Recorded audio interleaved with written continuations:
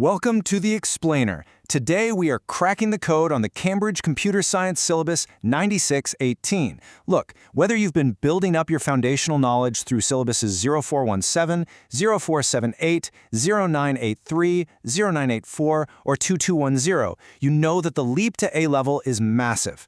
We are pulling back the curtain on a specific, often misunderstood topic that trips up thousands of candidates every single year, partially compiled and partially interpreted programs. Specifically, we're looking at Java console mode. But listen closely, because we aren't just reading a textbook today. No way. We are going straight to the ultimate source of truth, the principal examiner reports. We're going to reveal exactly what examiners are actually looking for when their red pens hover over your exam paper. I want you to picture two types of students. Let's call them Alex and Sam. Alex overloads every single answer with raw computer science facts. They've memorized the textbook, but there is absolutely no analysis. Sam, on the other hand, rushes under the time pressure and completely misses the command word requirements. Both of them are going to lose massive marks, and today I'm going to show you exactly how to avoid their mistakes. So, let's ask the million-dollar question. What separates a B grade from an A star in Syllabus 9618? You might think it's raw intelligence, right? Or maybe spending double the hours in the library just staring at syntax and code blocks. But according to the examiners themselves, that is a complete myth. It usually comes down to how well you understand the deep conceptual framework of these hybrid programming environments, rather than just regurgitating memorized code. A top-tier student doesn't just know what happens in Java console mode. They know why it happens and how it connects to the broader system architecture. We are going to build your roadmap to the top grade today, avoiding the traps that Alex and Sam fall into. Here is our masterclass roadmap for today. Number 1, core principles. Number 2, the method mark strategy. Number 3, critical examiner warnings. And number 4, the procedural framework. Let's dive straight into Section 1, Core Principles. Okay, let's get into the mechanics. Partially compiled and interpreted programs aren't just a quirky way to write code. They represent a comprehensive conceptual framework. When you write code in this Java environment, it's first compiled into an intermediate state called bytecode. Then, that bytecode is interpreted line by the Java virtual machine. But here is the critical thing. The Cambridge syllabus demands so much more than just knowing that two-step fact. The examiners absolutely expect you to apply systematic analysis. They want you to demonstrate mastery of fundamental principles and understand the causal relationships at play within the system architecture. Why does this two-step process matter for cross-platform compatibility? Why does it impact execution speed? If you can't answer those questions, you're leaving marks on the table. Now, before we continue on to the exact differences between a B grade and an A star grade, subscribe to our YouTube channel Ace the Exams at acetheexams_IGCSE to excel in your Cambridge examinations. Click that subscribe button and hit the bell icon right now. Let's look at how this plays out on the actual exam paper. The core difference in candidate performance is incredibly stark. B-grade candidates, like our hypothetical student Alex, tend to treat the exam like a trivia test. They present isolated facts, they'll write down, Java uses a compiler and an interpreter, and expect full marks. But A-star candidates, they demonstrate connected understanding. The principal examiner reports explicitly highlight the candidates who reference cross-topic connections achieve significantly higher marks. It's about showing how Java console mode interacts with other syllabus areas, like memory management, system security, or operating system constraints.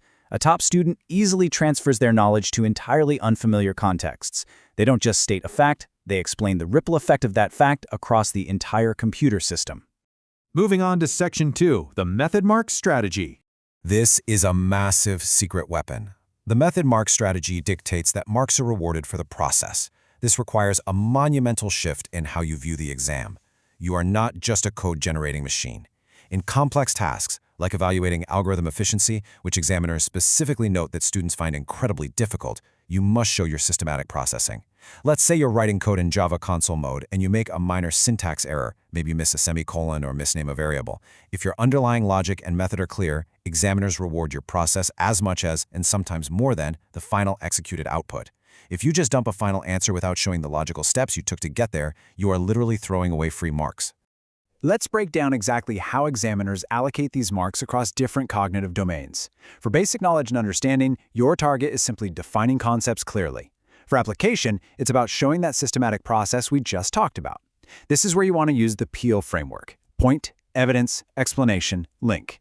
You make your point, Provide the code or data as evidence, explain how it works, and link it back to the specific question asked. But the real game changer here is analysis. This higher-order thinking demands justified recommendations, the evaluation of alternatives, and the comparison of approaches. You don't just write a piece of Java code, you have to justify why your algorithm is the absolute best choice for the console environment, given the specific constraints of the scenario. If you aren't justifying your choices, you're stuck in the application domain, and you will not get an A star. Let's move to Section 3, and honestly, this is the most important part of this explainer. Critical examiner warnings. Pay extremely close attention here. These are the top 3 mistakes that routinely break examiners' hearts. First, the classic trap, using the wrong formula or algorithm for the specific context. Second, and this is literally where dreams of an A star go to die, forgetting to check boundary conditions and edge cases.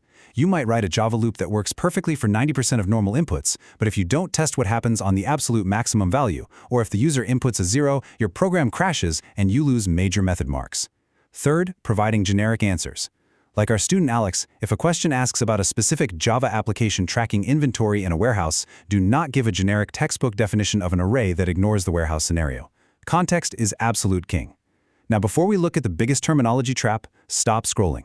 Subscribe to our YouTube channel Ace the Exams at acetheexams_IGCSE to excel in your Cambridge examinations. We've helped thousands of students improve by 2-3 grade boundaries.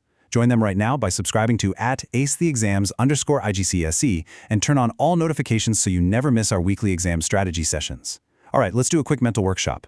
Imagine a question asks you to evaluate a Java program for a bank. If you write, "The program uses bytecode to run on any machine," which of the 3 errors did you just make? Yep, number 3. It's a generic answer. It has nothing to do with the bank's security or transaction speed. Consider this a massive flashing red alert directly from Cambridge examiners. Candidates consistently confuse key terminology within partially compiled and interpreted programs. They mix up the compiler with the interpreter, or they use source code when they mean bytecode. The simple foolproof fix: always define your terms clearly before you start throwing them around in an extended response. It sets a rock-solid baseline and immediately tells the examiner, I know exactly what I'm talking about. Don't let a simple vocabulary slip cost you an entire grade boundary. Finally, let's bring it all together in Section 4, the procedural framework. Think of these 5 steps as your non-negotiable mental checklist, your ultimate computer science success blueprint. Step 1, deconstruct the question to find exactly what command word is being used and what cognitive domain is being tested. Are they asking you to state, describe, or evaluate? Like Sam, if you rush and miss the command word, you're doomed. Step 2, extract the relevant data from the scenario. Step 3, select your analytical framework. This is where your peel structure comes in.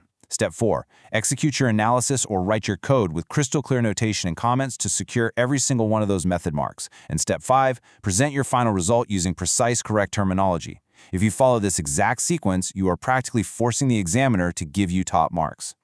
Let's apply that 5-step framework directly to algorithmic thinking in Java console mode. When you are asked to design or evaluate an algorithm, the syllabus demands these 4 absolute pillars. First, step-by-step decomposition, breaking the massive problem into smaller, manageable modules. Second, selecting the most appropriate data structure. Don't use a 2D array if a simple 1D list is more efficient for the context. Third, efficient code implementation.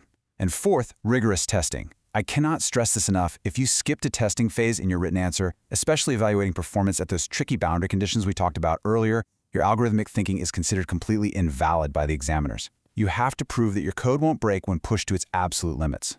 In these exams, you will very often be asked to compare approaches. For example, evaluating a partially interpreted environment versus a fully compiled one. Here is your fail-proof formula to maximize your marks. Step 1. Identify similarities and differences. Far too many students only list the differences and instantly lose half the available marks. Step 2. Use comparative connectives like whereas, conversely, or on the other hand. Step 3. Support every single point with technical evidence from the scenario. And Step 4. Draw definitive conclusions about their relative importance. This structure literally forces you into the analysis cognitive domain, providing the justified recommendations that secure those elusive A-star grades. Now, I know what you're thinking.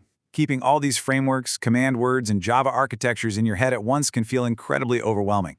So, borrow a memory hack from top-tier students, encode these abstract concepts using a visual story method.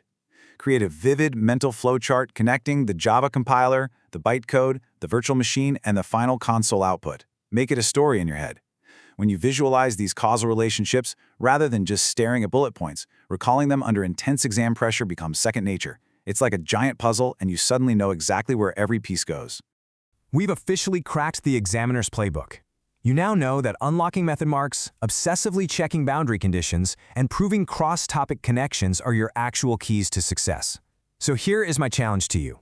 How will you apply this visual story method and our procedural framework to your very next past paper? Don't just file this explainer away in your brain and forget about it. Build your mental checklist today, decode those command words, and start closing the gap to that A-star grade. Listen, students who implement these computer science strategies see an average improvement of 2 grade boundaries, but only if they practice consistently with our weekly videos. Here's your final reminder. Subscribe to our YouTube channel Ace the Exams at acetheexams_IGCSE to excel in your Cambridge examinations. Subscribe right now to @acetheexams_IGCSE and click that bell. Don't let another exam pass you by.